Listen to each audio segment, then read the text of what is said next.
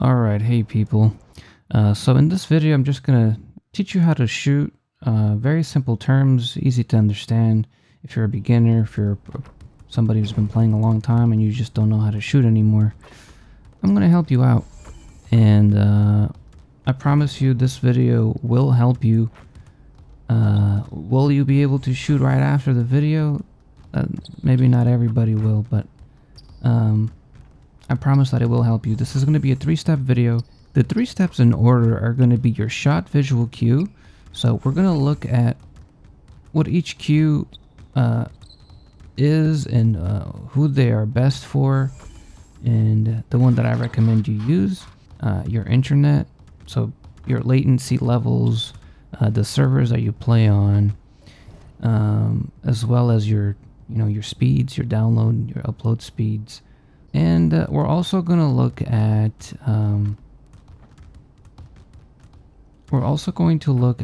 your jump shot. So what jump shot you're using, actually does kind of matter. And this doesn't mean, again, this is the same thing I'm kind of reiterating from my other video where I talked about how you can green more. Just because a YouTuber or somebody tells you this is the best jump shot, it doesn't mean that's the best jump shot for you. Step 1 is going into controller settings and looking at your shot timing visual cue. I use push now. I used to use set point. Push is by default already set. And jump is your quickest release, and release is your slowest release. And depending on your shot, timing speed in combination with your cue and in combination with your latency, you're going to get the shot that you're going to get. Now, I used to use set point. I've made videos with me using set point, but I mostly use push now. And the reason I use push now is because the jump shot that I made for myself seems to work best with push. When I shoot the ball on push on this jump shot is much better than how it felt on my other jump shot in my other video that I will post in the description if you want to go have a look. But basically, you want to set the cue to push. I'm going to recommend everybody use push. It doesn't mean that push is the one for you. And I'll tell you right now, set point might be the one for you, and even release might be the one for you.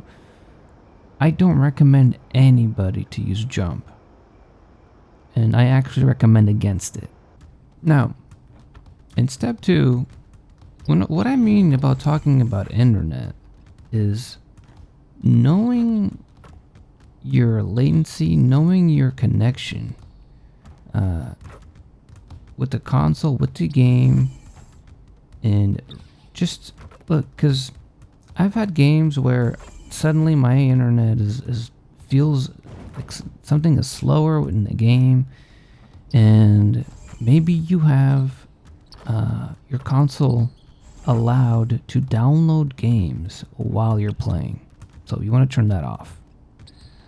Maybe you have your computer and you're on Steam, which is where you play games on PC, and maybe you're downloading a game while playing 2K. Maybe you're streaming, recording, downloading something. Maybe you're on your phone. Look, there's a lot of things that can impact your internet drastically. And this is not going to apply to you if you're somebody like me that has, top-notch internet with hundreds of downloads, hundreds of upload speeds, and you have your latency at like 5, like 10 latency. This is not really going to apply to you as much. This is for people that are in, areas where they know their internet is not really the best because, they use a computer, they use their phone, it's a little slower. So, like if you do an internet speed test on your console and you notice that the speeds are like under like 20, it's something to consider. It's something to consider. It's something people don't really talk about. but I'm talking about it now so that you check that out, and at least you can say, hey, I checked my internet. And if you still can't shoot after, then at least it's something that you looked at. Make it as impactful as it can be by, hey, maybe don't download something while you're playing 2K. Maybe you have to stream at a lower quality so that your bandwidth, you can keep up with the game's connection. You know what I mean? Just little things like that will go a long way. And the final step is, creating a jump shot that works for you.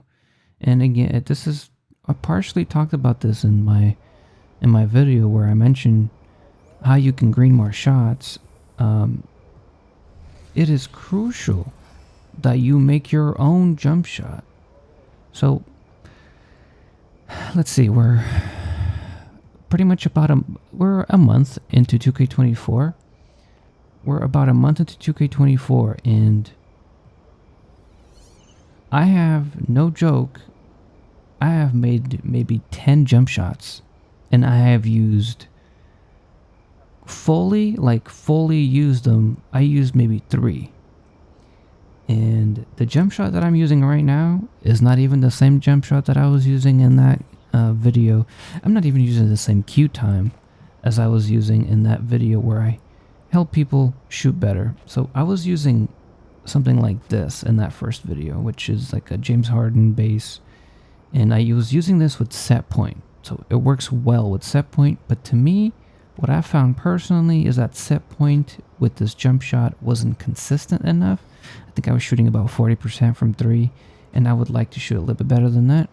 So I tested something out, and then I made this one, and I think what jump shot is this? Is this the Korver one?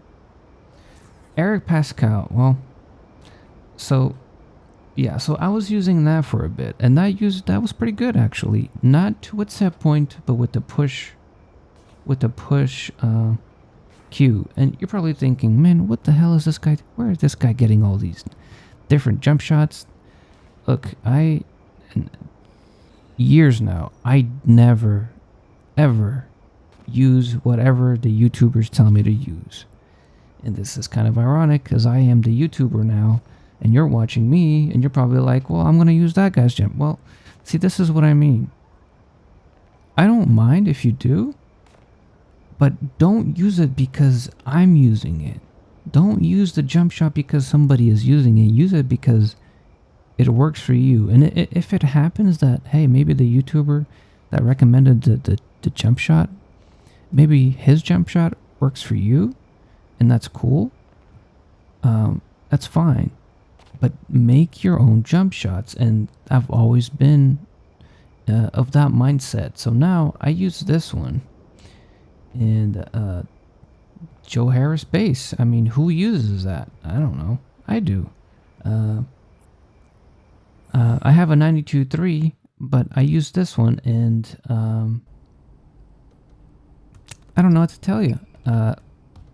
It works for me, right?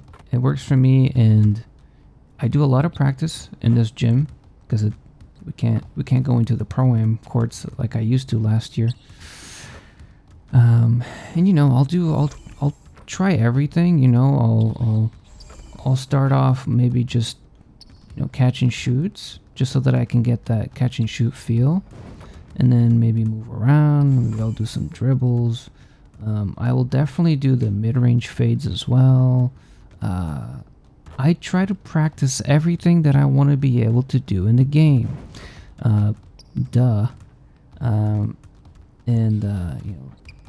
After I'm done practicing everything that I want to do in the game, I will practice, the stuff that I want to do in the game, but I'm not too comfortable with yet, but I think will be cool if I can implement it. So, something like this, right? Because, if you have something like that in your bag, it's going to be pretty cool. But, practice everything off the dribbles. You want to practice, if you have floaters, practice your floaters too, even though that's not really part of this video. Practice, maybe you need to, learn your speed boosts. your left right speed boosts. If you want to learn your maybe you want to go baseline fade, try to set a combo that works for you to put yourself in the best position for a baseline fade. And then obviously while you're working on this, if you want to work on your hot zones, you can. I don't really care too much about them. They do seem to be very helpful, which is great, but you want to put some time working on shots that you want to take in the game, but also put that in your head, like really put that mentality of, oh shit, I'm in a game and this is what I would do, or try to do, attempt to do, depending on obviously the defense that you have. This is what I would do. This is the kind of shot that I would like to take from here, or I want to be able to do like a mid-range, whatever it is, practice it. And then, you can take some time, and maybe you take like 30 seconds where you just spam catch and shoots, and maybe you try to press the button before you even get the ball off the pass. So that's how you want to be able to get your shot, to where you're already pressing the shoot button before you get the ball. So then you can force yourself to actually visualize your release instead of timing it. At this point, you're forcing yourself to visualize the release. And you're probably thinking, well, this gym's not the same thing as online. Well, it's not the same thing, but your release is going to be the same thing, which is again why you don't focus too much on timing. You want to focus more on actually watching your hands. And then what's going to happen is, even when you don't hit, even when you miss, you're going to know that you miss. You can call the miss. So if you're playing fives and you call the miss, you can call for a rebound because you missed. Use a jump shot that you like, because that's going to give you like fake shooting boosts, basically, because you're going to enjoy it more. You're going to enjoy the game more, and that makes you, I think, it's going to make you shoot better. It's going to make you play better. So, and yeah, keep an eye on your internet. Do internet tests. Try to help yourself. If you're on Wi-Fi, try to help yourself. Don't be on your phone and on a laptop and have other people in your house downloading games and streaming at the same time on the same Wi-Fi connection while you're playing 2K. It's not gonna work. It's gonna be a bad time. Unless you can get some better internet. But if your internet's struggling, don't do it. Don't do it. Find a way to help yourself. And yeah, look, you work on those three things, and I don't see how you can't shoot better if you work on those three things. And then obviously practice, actual repetitions. Get jump shot, get your jump shot going, get hot. Take shots from the corner, take shots from wherever you're going to be taking shots in the game. And that's about it. I hope you guys learned something. Let me know if this helps you, and let me know if you need any more help.